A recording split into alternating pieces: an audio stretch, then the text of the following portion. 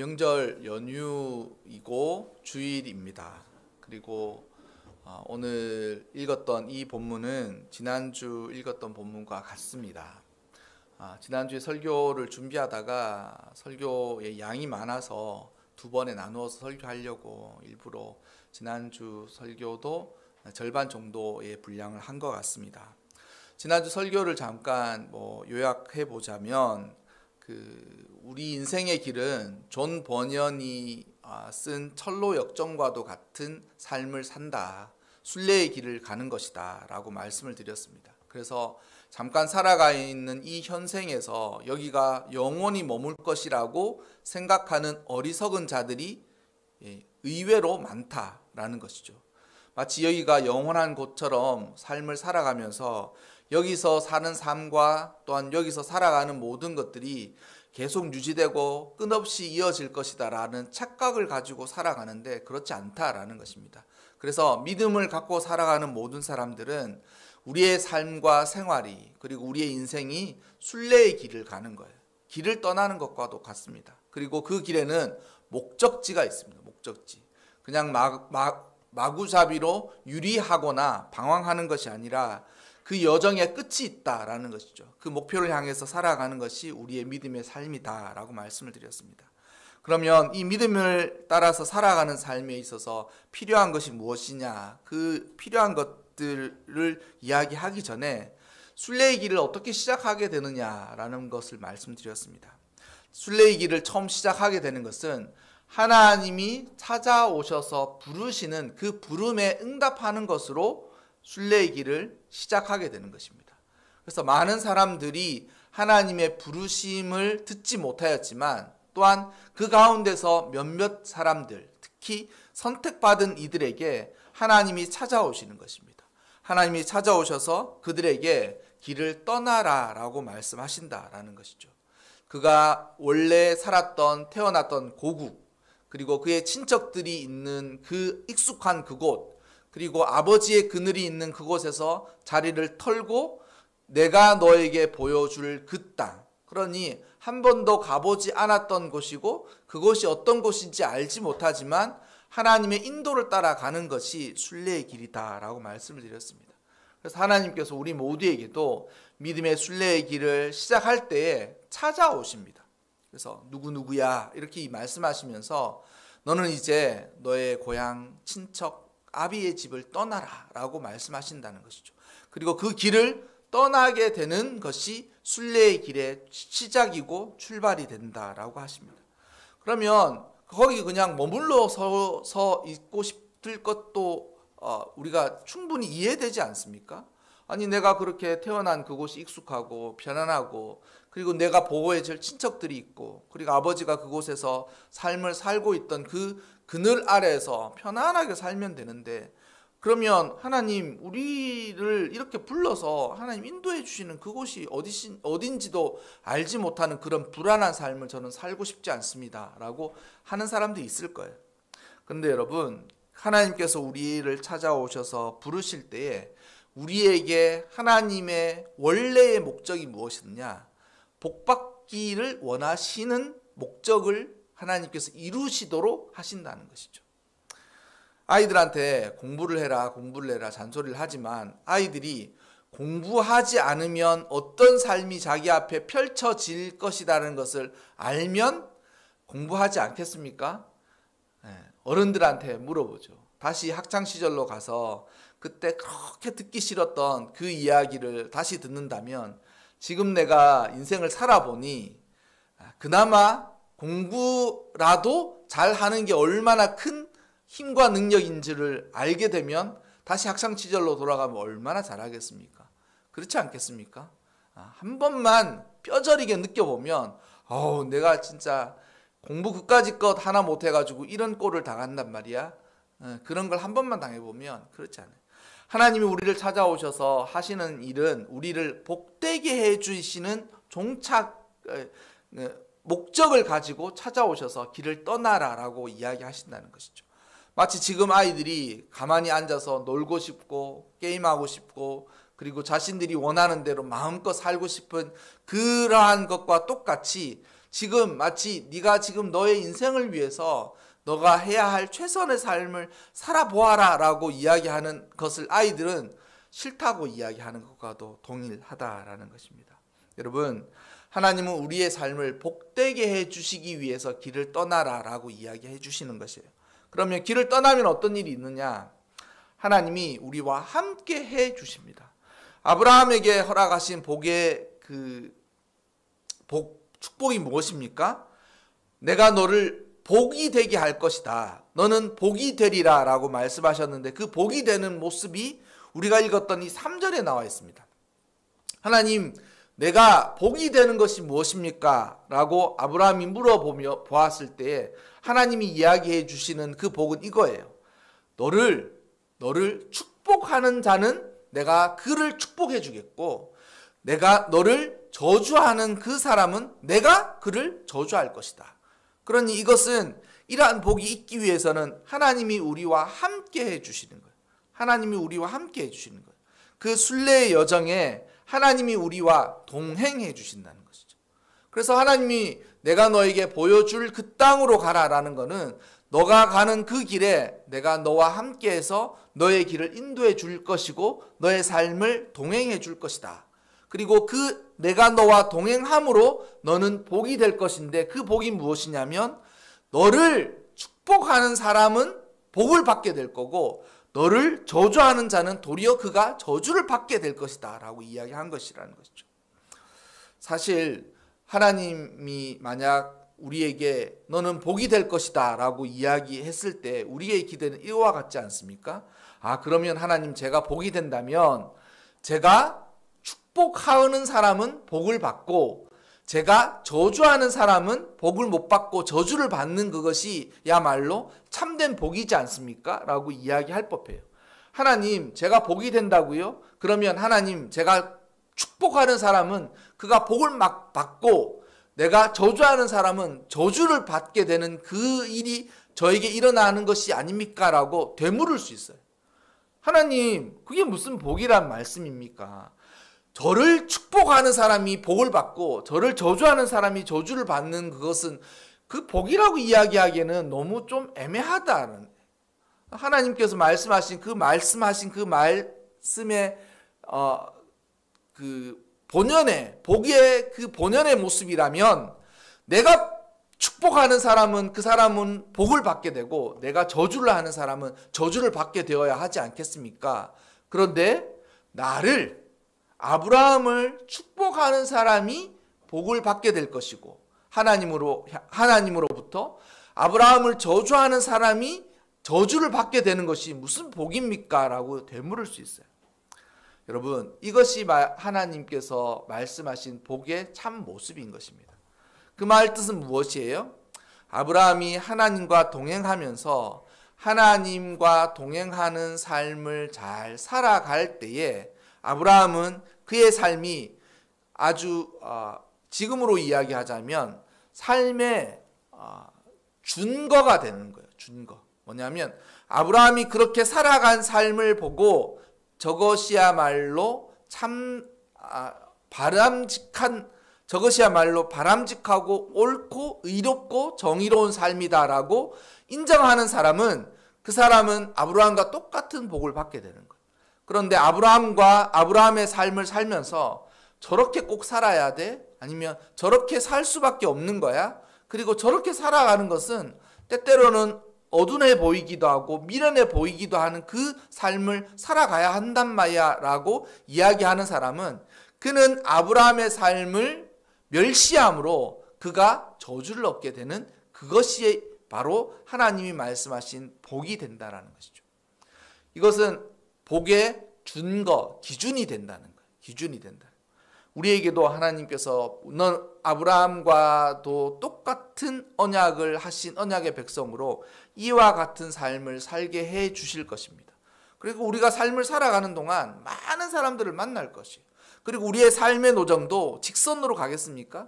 때때로는 바닥으로 갔다가 다시 산으로 올라갔다가 광야에 홀로 서 있기도 하다가 공동체 안에서 따뜻한 사랑을 누리면서 살아가다가 그러한 일을 살면서 순례의 길을 가게 될 거예요. 마치 존 버년의 철로 역정에서처럼 많은 일들이, 순례의 길에서 많은 일들이 우리에게 일어날 거예요. 그리고 그 일들이 일어날 때에 우리는 때때로 아브라함처럼 믿음의 반응들을 하게 될 것입니다. 너의 본토 친척 아비의 집, 네가 살았던 그 고향, 너의 친척들이 있는 그곳, 너의 아버지가 있는 그 땅에서 다리를 털고 일어나라 라고 했을 때 믿음으로 반응할 때가 있어요. 그런데 어떤 때는 하나님께서는 분명히 자리를 털고 일어나라 라고 말씀하셨음에도 불구하고 민기적거리고 거기서 빠져나오지 못하는 그러한 나태함과 게으름에 빠져 있을 수도 있을 거예요. 또한 또 삶을 살아가다가 담대히 마치 행진하는 것처럼 인생을 살기도 하다가도 갑자기 어떤 순간 모든 것들이 다 이제는 무기력해지고 신앙도 별 의미가 없는 것 같고, 그리고 자신의 삶이 한없이 나태해지고, 그리고 하나님 앞에서 하나님 저 이제 좀 내버려 두십시오 라고 이런 이야기를 하면서 그 자리에 주저앉아 있을 때도 있을 거예요. 주저앉아 있을 때도 있을 거예요. 그러면 그 주저앉아 있을 그때에도 하나님께서 너의 삶을 내가 인도해 주실 것이다 라고 말씀하실 거예요. 마치 이러한 모든 일들 가운데 결국 아브라함처럼 아브라함이 신앙에 합당한 삶을 살아가는 동안 그는 복의 기준이 되는 거예요. 복의 준거가 되는 거예요. 그래서 그와 같이 삶을 살아간 사람은 똑같은 복을 누리게 되나, 아브라함이 자신의 삶 가운데서도 때때로 순례의 길에 나약해지고 또 스스로 하나님의 뜻을 멀리하거나 하나님의 뜻보다는 자신의 생각을 앞세우는 그때에는 반드시 하나님께서 함께 해주시는 것으로 인하여서 그의 합당한 깨달음들을 주게 해주신다라는 것이고, 그것이 우리 모두에게도 똑같이 적용된다라는 것이죠. 이것은 아브라함과 하신 언약이지만 이 언약은 변치 않는 하나님의 언약이에요. 그러니까 뭐냐면 이 언약은 하나님이 변치 않는 것으로 약속하셨기 때문에 아브라함과 똑같은 믿음을 가진 자들에게는 아브라함에게 주어 주신 은혜를 똑같이 베푸시고, 또한 아브라함이 마치 그의 삶을 살아가면서 아브라함의 합당한 삶에서 벗어난 이들에게는 마치 아브라함을 저주하는 것과도 똑같은 일이 일어나서 아브라함과 함께 해주시는 하나님이 그를 저주하실 것이다 라는 것입니다. 여러분, 오늘 이 설교와 이 아브라함의 언약에 대한 의미들을 깨달아 가십니까? 여러분, 아브라함의 삶을 보고 그의 합당한 삶을 따라가셔야 됩니다. 아니면 그의 합당한 삶을 따라가지 않으면 우리는 존재적으로 저렇게밖에 살 수 없는 거야. 믿음의 삶은 저렇게 고달프고 힘든 것이라고, 나는 뭐 나중에 죽어서 어떻게 될지 모르겠지만 지금은 그러하고 싶지 않다라고 하게 되면 그의 삶 자체가 저주받은 인생과도 갖게 된다라는 것입니다. 여러분, 하나님께서 우리의 삶을 찾아오시고 우리의 삶을 복되게 해주실 것입니다. 또한 그 하나님께서 허락하신 그 복은 우리가 아브라함도 받았던 그 복으로 우리에게도 똑같이 주어지게 된다라는 것입니다. 아브라함은 그가 살았던 갈대아 우르에서 길을 떠났고, 또한 그곳에서 떠나서 하란에서 있다가 아버지가 죽고 난 이후에 하나님의 명령을 다시금 그 하나님의 명령을 준행하면서 가나안 땅으로 가게 돼요. 그리고 그 가나안 땅을 향해서 가는 노중 동안 하나님께서 함께 해주시는 것이죠. 그리고 하나님께서 함께 해주시는 것은 어떻게 알게 되겠습니까? 그가 한 걸음을 내디디면 하나님께서 그 다음 걸음을 보여주시고 인도해 주시는 거예요. 그리고 또 한 걸음을 내디뎌서 두 걸음을 걸으면 하나님께서 그 다음 걸음을 또 인도해 주시는 것이죠. 우리의 인생을 다 알고 갈 것 같으면 우리의 인생에 불안함과 초조함, 두려움이 무엇이 있겠습니까? 사주팔자와 토정비결에서처럼 우리의 인생은 이렇게 다 결정되어져 있고 이렇게 할 수밖에 없어.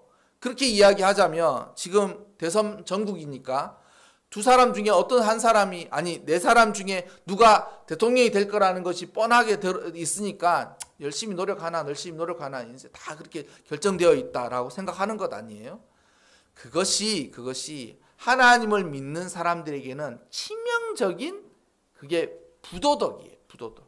하나님을 믿지 않는 그 불신이라는 것이죠. 그래서 뭐 그런 사람들이 있습니까? 혹시 저는 없으리라고 생각하는데 의외로 그런 사람이 많다는 거예요. 신앙생활 하면서도 사주팔자나 토정비결을 보거나 아니면 마치 때때로 자신의 인생이 뜻대로 되지 않으니까 야 뭐라도 좀 알 수 있는 게 있지 않을까라고 하면서 여기저기 찾아다니는 사람들이 있다라는 거예요. 여러분 단순한 문제가 아닙니다.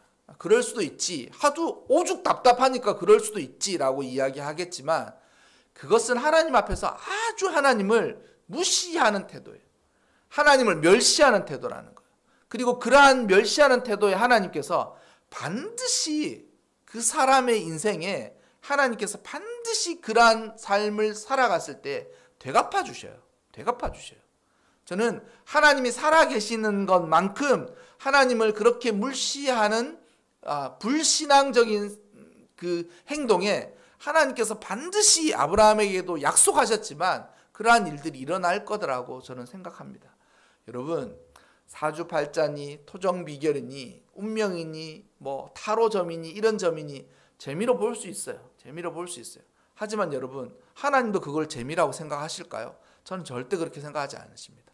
하나님이 거룩하시고 하나님이 성결하신 하나님께서 그와 같이 행하는 불신앙적인 믿음 없는 그런 행동에 대해서 반드시 하나님께서 심판하셔요. 심판하셔요. 하나님 뭐라고 그랬습니까? 저주하신다 그래요. 저주하신다는 거예요. 여러분 하나님과 삶을 동행하시기 바랍니다. 그래서 하나님께서 보여주시는 만큼 그 길을 순종하는 믿음을 가지고 살아가는 거예요. 아브라함은 왜 그렇게 큰 복을 받게 되었는가? 아브라함이 순종했기 때문입니다. 여러분 우리가 지금 하나님께서 찾아오셔서 하나님이 무슨 말씀을 하시든지 순종할 마음이 준비되어 있는 사람에게는 하나님 말씀하실 거예요. 이렇게 해라. 그리고 그 사람들은 그 하나님의 음성을 순결히 듣는 거예요. 여러 가지 생각할 것도 너무 많죠. 여러 가지 생각할 것도 많고 고려해야 될 조건도 많고 여건도 맞지 않는 것일 수도 있어요. 그러나 그때에 하나님께서 이렇게 해라라고 하나님에게 순종할 마음이 있는 자들에게 하나님께서 말씀하시고 그 말씀을 들은 자들이 순종함으로 하나님의 뜻을 이루어 가는 것입니다. 그것이 우리에게 하나님께서 보여주시고자 하신 것들이라는 것이죠. 아브라함이 그 땅을 가게 되었습니다. 그랬는데 그 땅에 가보니 아브라함에게 어떤 일이 있어요? 그때에 그러니까 6절을 보면 아브라함이 그 땅을 지나서 가나안 땅에 들이고 가나안 땅에 들어갔어요. 가나안 땅에 들어가서 그 땅에 들어가 보니 그 땅에는 이미 가나안 사람들이 그 땅에 거주하고 있다라는 거예요. 어떤 마음이었겠습니까? 하나님에 대한 배신감 내지 너무 과격하게 이야기하자면 배신감 내지는 하나님에 대한 의심이 들었을 거예요. 나는 보여줄 그 땅을 나의 소유로 주겠다고 말씀하셔서 내가 그곳에 갔는데 하나님이 그 땅을 나에게 주시겠다고 너와 너의 자손에게 주시겠다고 말씀하신 그 땅을 기대하면서 갔으니까 어떤 것이었겠어요? 무주공산인 줄 알았다는 거예요. 아무것도 없어서 서부 개척시대처럼 거기에다가 깃발만 꽂고 살기만 살면 내 땅이 될 줄 알았다는 거예요. 그런데 그 땅에 주인이 있다는 거예요. 그 땅에 주인이 있다는 거예요. 하나님이 여러분 네가 지금 새들어 살고 있는 그 집 있지? 너는 그곳 결국 그 새들어 사는 그 집이 너의 소유가 될 것이다. 이 말도 지금 같은 상황에서는 믿기 어렵지 않습니까? 믿기 어렵지 않아요? 너가 지금 월세 내면서 사는 그 건물이 너의 소유가 될 것이다 라고 이야기했을 때 하나님 제가 전세라도 좀 바뀌었으면 좋겠습니다. 월세 내고 있는 이것이 나의 소유가 된다고요? 도대체 그 일이 있을 수는 있을까요? 그것보다도 아브라함의 실망감은 더 컸겠죠. 가보니 가나안 사람들이 이미 몇백 년 동안 거기 터잡고 있는 거예요. 그래서 자신의 식솔과 가족들이 삐집고 들어갈 자리가 없는 거예요. 그런데 하나님께서 뭐라 그래요? 내가 이 땅을 내 자손에게 주리라. 너는 너의 후손들이 이 땅을 소유하게 될 것이다 라고 다시금 오셔서 약속해 주시는 거예요. 아브라함이 어떻게 했습니까? 아유, 하나님 길을 떠나라 그래서 한 번은 믿었는데 두 번은 못 믿겠습니다 라고 이야기했을까요? 아니에요. 아브라함이 하나 길을 떠날 때 믿었던 그 마음 그대로, 그것을 그대로 하나님을 신뢰하는 거예요. 여러분, 믿음은 신뢰와 동일한 말이지 않습니까? 그래서 아까 전에 토정 비결을 본다던가 자신의 인생이 궁금해가지고 여기저기 물으러 다니면서 그렇게 하는 일들을 하나님께서 굉장히 싫어하는 그 일이 하나님에 대한 불신과 배반감으로 하나님께서 느껴지는 거예요. 혹여라도 여러분 그런 일들이 있었다면 회개를 많이 하십시오. 정말 회개를 해야 됩니다. 손금이 좋다고 그 사람의 인생이 잘 풀려서 성공하는 것도 아니고, 그 사람이 태어난 날짜와 시간이 좋아서 그 사람의 인생이 성공하는 것도 아니고, 또한 그 사람이 머리가 좋거나 타고난 능력이 좋다고 그 사람 인생이 잘 풀려가는 것이 아닙니다. 모든 것은 누구에게 달려 있겠습니까? 하나님에게 달려 있어요. 하나님에게. 그리고 하나님이 그의 합당한 자들에게 그러한 것들을 허락해 주시는 것이죠. 여러분, 우리가 순례의 길을 갈 때에 이 아브라함이 하나님을 신뢰하고 믿고 의지했던 그 믿음과 더불어서 하나님이 아브라함에게 약속하시고 하나님이 아브라함에게 보여주신 그 일들이 우리 순례의 길에도 그대로 적용되고 일어날 것입니다. 이 순례의 길을 가는 동안 하나님을 신뢰하고 하나님에 대해서 깊이 느끼고 하나님에 대해서 인격적인 만남과 경험들이 꼭 있으시기를 바랍니다. 그래서 인격적으로 하나님을 순례의 길을 통해서 다 알게 되는 거예요. 그래서 존 보니언의 선로역정의 맨 마지막을 어디를 가게 됩니까? 천국을 들어가요. 천국의 문을 열고 들어가게 된다는 거예요. 천국의 문을 열고 들어가게 된다는 거예요. 이 순례의 길을 가는 동안 여러분, 그의 삶이 처음에는 장망성에서 마냥 그곳이 전부인 것처럼 생각하고 거기서 먹고 마시고 놀고 사는 것이 좋았지만, 그가 그 순례의 길을 통해서 역사하시는 하나님의 놀라운 은혜를 따라서 그는 천국에 들어갈 만큼 온전히 변화된 사람이 되었다라는 것이죠. 그래서 순례의 길을 가는 동안 하나님을 인격적으로 만나고 체험하고 경험하면서 그의 영혼이 저 밑바닥 깊은 곳에서부터 온전히 변화되었다라는 것입니다. 아브라함의 삶도 역시 마찬가지이지 않습니까? 그는 하나님을 신뢰하고 하나님을 의지함으로 그의 원래 살았던 고향을 떠나 하나님을 신뢰하고 의지하여서 그곳에 가게 되었습니다. 그리고 그 아브라함의 믿음으로 인하여서 모든 이들이 믿음의 후손들이 그의 이후로 태어나고 양산되게 되었다라는 것이죠. 우리 모두 하나님께서 주신 이 은혜의 말씀과 또한 의미들을 깊이 생각하시면서 순례의 길을 가는 동안 아브라함께서 받았던 은혜와 하나님이 함께 하심으로 일어났던 동행의 놀라운 은혜가 우리 모두에게, 그리고 순례의 길을 가는 모든 사람들에게 함께 하시기를 주님의 이름으로 축원합니다.